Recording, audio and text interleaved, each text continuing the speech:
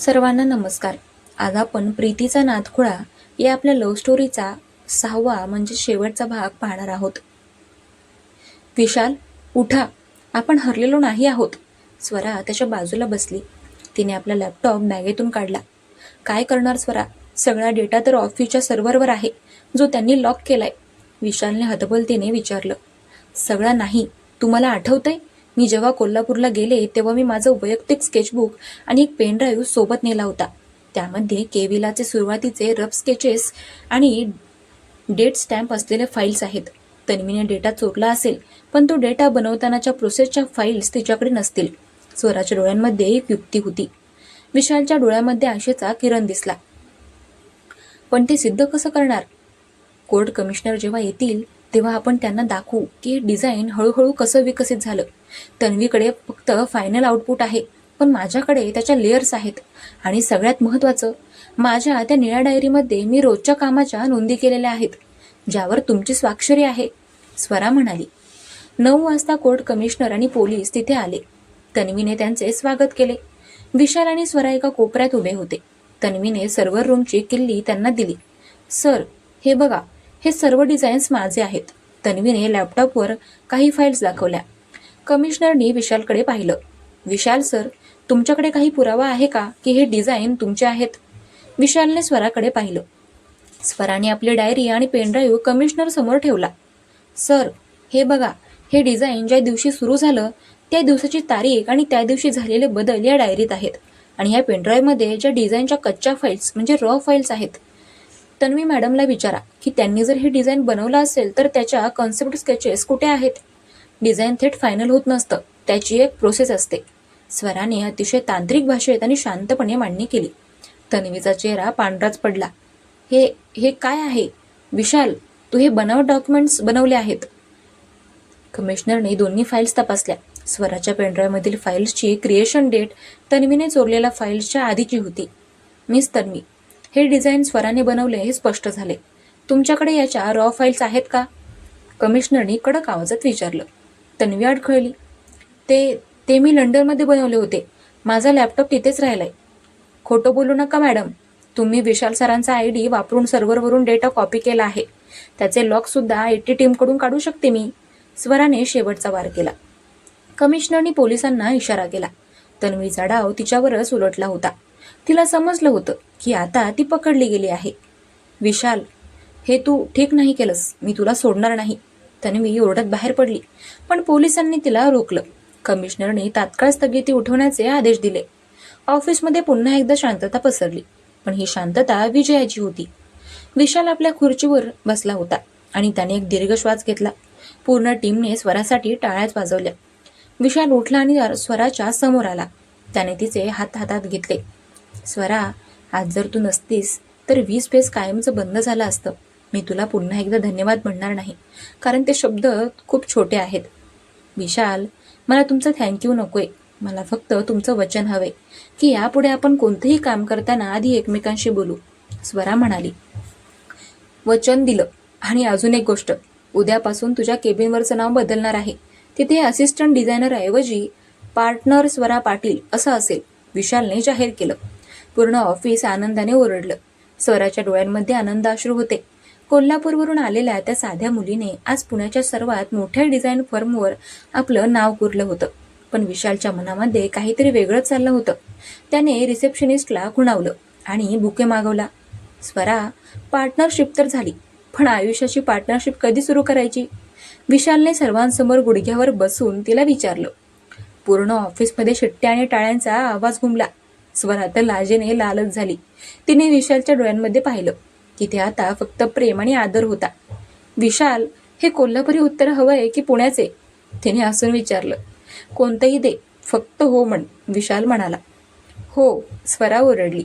विशालने तिला मिठी मारली. पुण्याचा तो पाऊस आता थांबला होता आणि खिडकीतून ऊन आत येत होतं.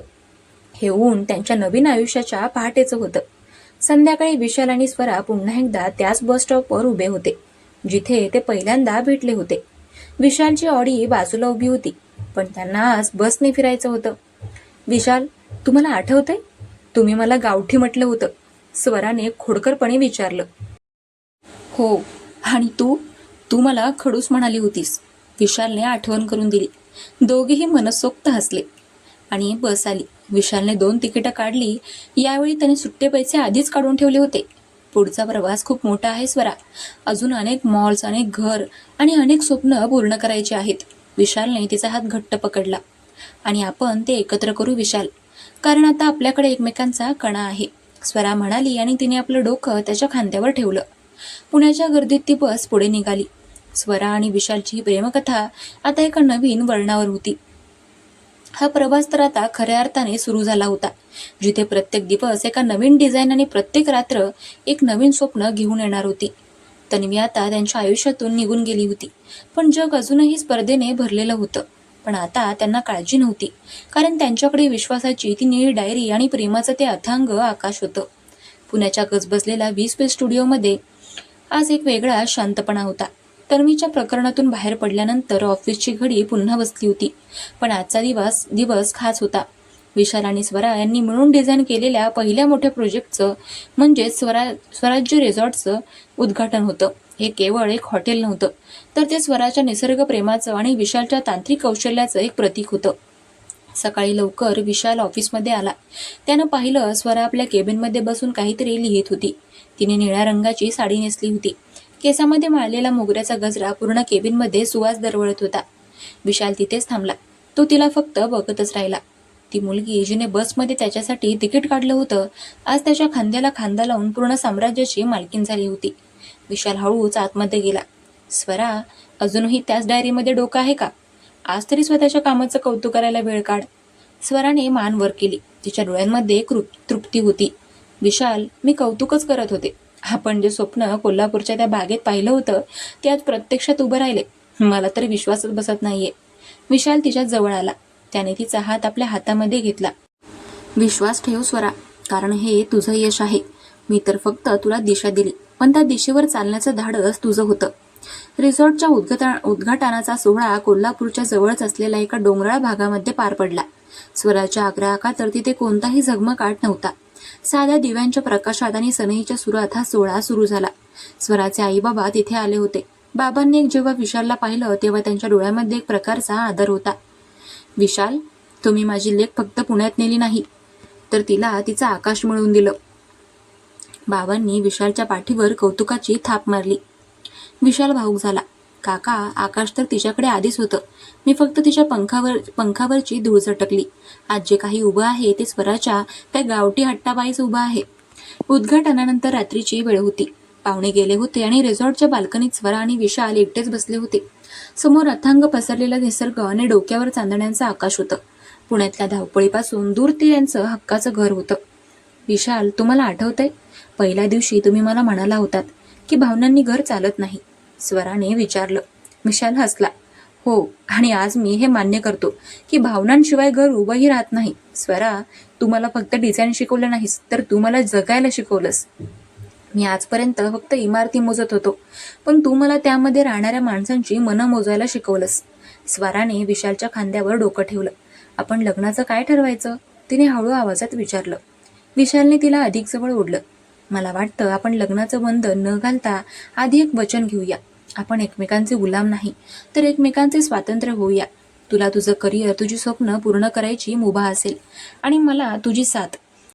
लग्न ही एक फॉर्मॅलिटी असेल, पण आपलं नातं हे या वास्तूसारखं अढळ असेल. स्वराला त्याचे विचार पटले. तिला विशालच्या याच प्रगल्भतेची ओढ होती.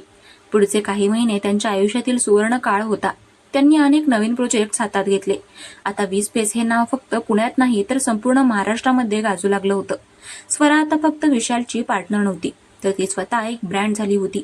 एके दिवशी ऑफिसमध्ये एक तरुण मुलगा इंटरव्ह्यूसाठी आला. तो खूप घाबरलेला होता. विशालने त्याच्याशी कडक भाषेत बोलायला सुरुवात केली. तेव्हा स्वराने मध्येच थांबवलं. विशाल, आठवतंय, मी सुद्धा अशीच घाबरत तुमच्या केबिनमध्ये आले होते. कडकपणाने शिस्त लागते, पण प्रेमाने कला फुलते, स्वरा म्हणाली. विशालने आपली चूक सुधारली. त्याने त्या मुलाला हसून विचारलं, तुला काय वाटतं, हे डिझाईनमध्ये आत्मा आहे का? स्वरा बाजूला उभी राहून हसत होती. तिला समजलं होतं की विशाल आता पूर्णपणे बदलला आहे. त्याच्यातील तो खडूस बॉस आता एक मार्गदर्शक झाला होता. कथेचा शेवट एका सुंदर संध्याकाळी झाला. विशाल आणि स्वरा पुण्याच्या त्याच जुन्या बसस्टॉपवर उभे होते. आज त्यांच्याकडे मोठ्या गाड्या होत्या, ड्रायव्हर्स होते, पण त्यांना पुन्हा एकदा त्या बस प्रवासाची ओढ लागली होती. बस आली आणि गर्दी होती. विशालने गर्दीतून वाट काढत स्वराला आत नेलं. त्यांनी 2 तिकीटं काढली. कुठपर्यंत? कंडक्टरने विचारलं. विशालने स्वराच्या डोळ्यांमध्ये पाहिलं. जिथे एक क्षितिज संपतं तिथपर्यंत. बस पुण्याच्या रस्त्यावरून धावू लागली. खिडकीतून येणारा वारा स्वराच्या केसांशी खेळत होता. विशालने तिचा हात घट्ट पकडला होता. हे नातं आता शब्दांच्या पलीकडे गेलं होतं. त्यांच्या आयुष्यात आता तन्वी नव्हती, इगो नव्हता, तर फक्त एकमेकांबद्दलचा अपार विश्वास आणि प्रेम होतं. साध्या कोल्हापुरी मुलीने पुण्याच्या एका यशस्वी माणसाला माणूस कसं बनायचं हे शिकवलं होतं आणि एका यशस्वी माणसाने त्या मुलीला तिचं क्षितिज कसं वाटायचं हे दाखवलं होतं. ही गोष्ट इथेच संपते, कारण जिथे प्रेम आणि विश्वास एकत्र येतात तिथे दररोज एक नवीन गोष्ट जन्म घेते. स्वरा आणि विशाल त्यांचं नातं आता पुण्याच्या त्या काचेच्या इमारतींपेक्षाही उंच आणि अढळ झालं होतं. तर मंडळी, आपली कथामालिका आज इथेच संपते. ही पूर्ण कथामालिका तुम्हाला कशी वाटली ते कमेंट करून नक्की कळवा. आपल्या चॅनलला सबस्क्राईब करायला विसरू नका. भेटूया अशाच एका नवीन कथामालिकेसह. तोपर्यंत बघत राहा प्रीतीचा नादखुळा. चलो बाय.